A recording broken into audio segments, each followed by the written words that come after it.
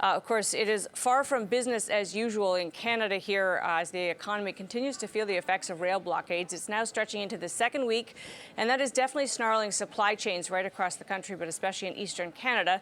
Dave Rosenberg is chief economist and strategist at Rosenberg Research and Associates. Great to have you here. Thank you. So this is funny. I mean, we could have had a conversation before all of this about where we are, whether markets are justified in their fundamentals, about how the economy is faring. And then you get these sort of sudden events that you couldn't possibly anticipate. How are you thinking about the blockades and factoring them into the outlook for this country? Well, I think that the longer it goes on, just as you said, the more pernicious impact it's going to have, especially on the first quarter. The problem in Canada is that the baseline for GDP growth was already not even 1%. Right. It was below potential. I know the Bank of Canada has got its happy face on, is going to stay on the sidelines, but the economy was already baseline growth very weak. And if this lasts for another few weeks, you can probably knock off about half a percentage point off first quarter GDP growth, which is not insignificant. Not insignificant. So what's the knock-on effect of that? Could you give us some context because people go, what, 0.5%, not sure what that will mean. That gets us perilously close to kind of losing our cushion for recession. Well, what's, basically, when you look at the Canadian economy, say in GDP terms, real, adjusted for inflation and per capita, it's already fractionally negative. Now, that doesn't fit into a technical definition of recession, but things here are very weak as it is. So all this does is it complicates the outlook. We're talking about the coronavirus, and all of a sudden concerns just happening today about what this means for global supply chains. I look at the Canadian economy as we are really a torque on global GDP. So we layer on what's happening on the rail blockades, the implications that has, for transports, also passenger travel. It's going to have knock-on impacts on employment, second-order impacts after it hits employment on consumer spending. So this could linger into the second quarter as well. So it just makes a complicated picture that much more muddled. One of the questions, and this is, I guess, would be true both of the blockades, but also of the changes in supply chains and business as usual for coronavirus, is how much of this is just deferred revenue? In other words, you're just pushing some of this out to later quarters and it'll bounce back very strongly. And how much of it is just lost forever? Didn't happen, it's never going to happen. Right. Well, what's interesting in the coronavirus case, on the tradable goods side, that stuff's all going to come back. Let's say second half of the year, post first quarter, you could use SARS as your example for the goods production side will come back. Okay, that much is true. But the services side, that's not going to come back. And what's happened is that in China, the consumer spending share of GDP has practically doubled since we had the SARS in 2003.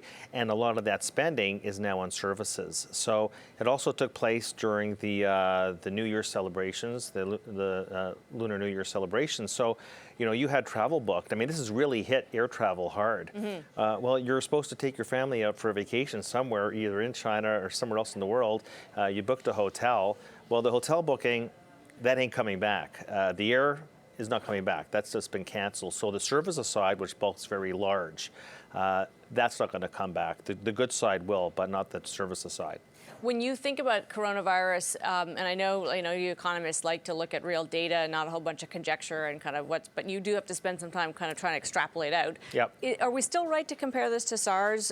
Is this just a completely different beast? Because it feels like in some ways the panic is less. It's more contained. We got to this fast. It's really contained in China, but it already feels bigger economically in other ways. So how do we compare this, and how do we know what it is? Well, it certainly feels a little differently in Toronto. Right. But you are seeing, some modest spread, and it's not just totally contained to China. It is largely confined to the Hubei province, but the reality is that is a key transportation hub and manufacturing hub. And so the good news is you'd say, well, a lot of it has been quarantined and contained, and we're not seeing a huge spillover. We're seeing a modest spillover.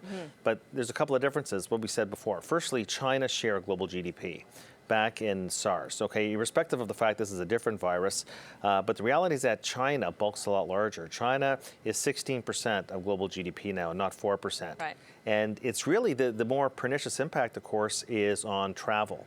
And the Chinese disposable income in the consumer sector, China is not just the industrial giant it once was. It's actually become a large-scale consumer service economy. And that's really what's spread around the world, is what's happening with travel and tourism. And of course, those stocks have been hit the most. So that, to me, is, I think, the biggest impact. If you're telling me, again, you said, well, as an economist, the impact, I think, is going to be a lot bigger in terms of global GDP. I could see Chinese GDP growth for this quarter, next quarter, being hit at least 4 percentage points, lopped off a part of the world that is now 16% of GDP. All of a sudden, you've taken a half a percentage point off global GDP growth. And for countries like Canada, Australia, New Zealand that are, as I said, very sensitive to global shifts in the world economy, that's going to come back and bite us pretty hard. So where does that put your probability of recession for a country like Canada? I still say the odds of recession are well over 50-50. I remember being on record saying 80%. The CD Howe Institute is the final arbiters of what a recession is in Canada, and every country actually has its own definition. It's not Stats Canada. Right. And so CD Howe Institute has 4 or 5 different definitions. I have the Rosenberg definition, which is that when you have real GDP per capita contracting, you're already in some form of recession. So I actually think that if we're not there, we're going to get closer in the next few quarters, yeah. So meanwhile, I'll just turn our attention to the South. We still have, it's amazing, it's like the stock markets have their headphones on like my 14-year-old and just don't listen to anything. They're just doing what they do. New record highs. We see them sell off today. Seems like a big deal, but we're coming off near records despite the fact that we got the global output gap still doing what it's doing. The U.S. economy not doing great. Earnings weren't stellar this quarter. Why the disparity between these two things? Well, the question is, where are the flows? Where are the flows coming from? Like in the past week, have you gone out and bought any equities? Like nobody I know has gone out. No human being has gone out and bought stocks that I know of this year. In fact, when you look at the equity mutual funds, look in the United States. The United States, the poster child for this bull market.